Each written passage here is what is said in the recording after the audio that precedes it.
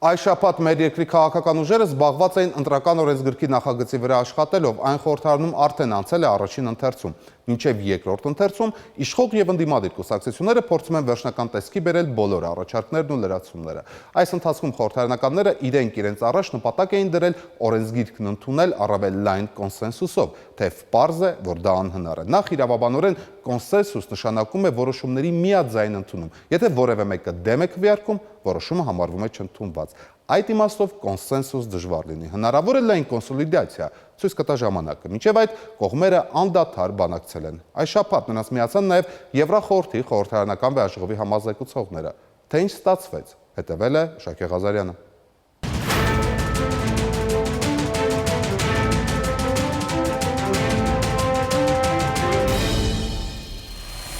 Ինչպես է Եվրախորհրդի ընտանիքի 15 տարվա անդամ Հայաստանը կատարում տնային աշխատանքը։ Ալան Միլ, Ջուզեպպե Գալատի եվրոպացի համազեկուցողների զույգը ստուգողականի գնահատականը դնելուց առաջ առանձնանում է բոլորի հետ։ Բրիտանացի Միլը հերթական անգամ, իտալացի Գալատին առաջին։ Փոքրից մեծ քննարկումը սկսեցին ամենափոքր խմբակցությունից, ժառանգությունից, ավարտեցին նախագահականով։ Փակ հանդիպումների թեմաները նախապես հայտնի էին՝ ընտրական օրենսգիրք, ընտրական գործընթաց, կոռուպցիա։ Խորհրդարանական ընդդիմությունը կենտրոնացավ առաջին երկուսի վրա ու հերթով շարադրեց մտահոգությունները։ Պարզ ասացին, որ հալած յուղի պես չեն ընդունում նախագծի հեղինակների պնդումը, թե իրենց 5 առաջարկները հիմնականում ընդունվել են։ Մինչև գիշերվա ժամը 12-ը փորձում են ցույց տալ, որ պատրաստ են հարցերը քննարկել, բայց դրա հետ միասին ի վերջո իրենց ուշադրությունը դարձեցին այն, որ գործընթացային միգուցե ինչ-որ առաջընթաց կամ առաջ քայլեր կան, բայց չմոռանանք, որ ցանկացած օրենք ի վերջո գնահատելու ենք իր արդյունքը։ Ժառանգականը խոսել է ընտրությանը մասնակցողների ցուցակները հրապարակելու օրինակով։ Նախագիծ գրողներն ասում են՝ լավ, առաջարկն ընդունված է, թեև ոչ ամբողջությամբ ընդդիմադիրների թելադրած ձևով, բայց հնարավոր կլինի տեսնել, ով քվեարկեց, երբ եւ որտեղ։ Փոքրամասնությունը միևնույնն է դժգոհ է։ Կստացվի 10 քայլի կոմբինացիա։ Պետք է, չգիտեմ, մի 10 քանի գործողություններ անես, անհասկանալի էներգիա խլելու իմաստով, նույն ցուցակների հրապարակում։ Կարողած թվերը վերցնեն, գնան շուտ մի հատ ուրիշ տեղ աշխատեն, փորձեն գտնեն այդ համարներով այդ մարդկանց, հետո մի հատ էլ փորձեն համեմատեն մատնահետքերը։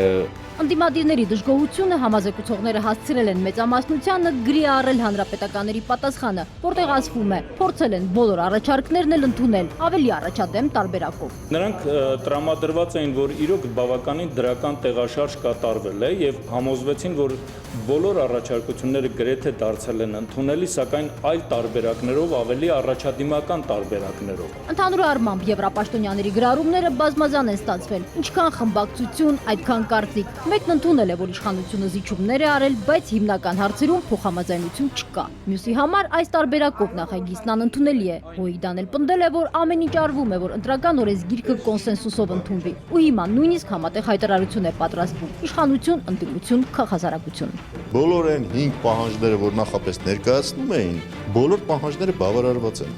Եվ թող իզուր տեղը բաները ստեղ չփնտրեն։ Հենց կոնսենսուսի վրա էլ հիմնականում կենտրոնացան համազեկուցողները։ Եվրոպայում տեղյակ են ինչպես են իրենց դրսևորել քաղաքական ուժերը ապրիլյան պատերազմի օրերին, ինչու չշարունակել նույն ոգով հիմա։ Առաջարկություն էր արվում, որ այդ համախմբվածությունը պահպանել եւ շարունակել նույն ոգով։ Ասեմ, որ նմանատիպ առաջարկություն հենց մեր կողմից հնչեցվեց։ Պատերազմին համախմբված քաղաքական ուժերը հաստատ չէին կարող ամենամտահոգիչ խնդիրը չբարձրացնել Եվրապաշտոնյաների մոտ։ Համազեկուցողների համար դա սպասելի էր ու նրանց նոթատետրում կարևոր էջ էլ ավելացավ՝ Արցախ-ադրբեջանական ագրեսիա։ Մեր կողմից ներկայացվել է խիստ քայլերի անհրաժեշտություն, որպեսզի կանխենք հետագա զարգացումները եւ նշվել է, որ Ադրբեջանը փաստորեն դուրս է եկել Եվրոպայի խորհրդի առջև ստանձնած իր պարտավորություններից։ Merci, monsieur le président.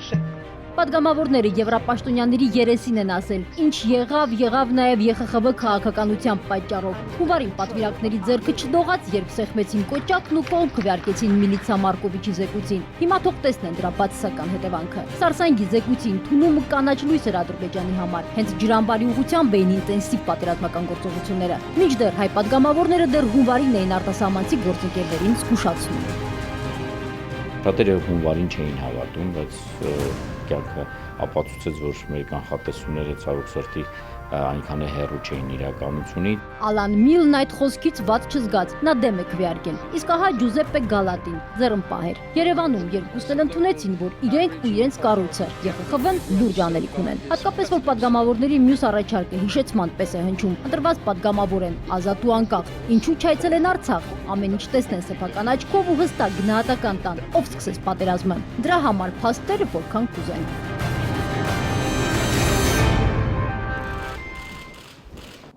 Ապրիլյան պատերազմի թեման շարունակվեց կառավարությունում։ Այդտեղ էլ վարչապետն է հիշեցրել, որ միջազգային հանրությունը պետք է դատապարտի ադրբեջանական ագրեսիան Ղարաբաղի, խաղաղ բնակչության, երեխաների ու ծերերի դեմ։ Համազեկուցողները կառավարությունից դուրս են եկել խոստումով։ Պաշտպանության բանակի զինծառայողների սպանության գլխատման փաստերը կներկայացնեն Եվրախորհրդի մարդու իրավունքների հանձնակատարին։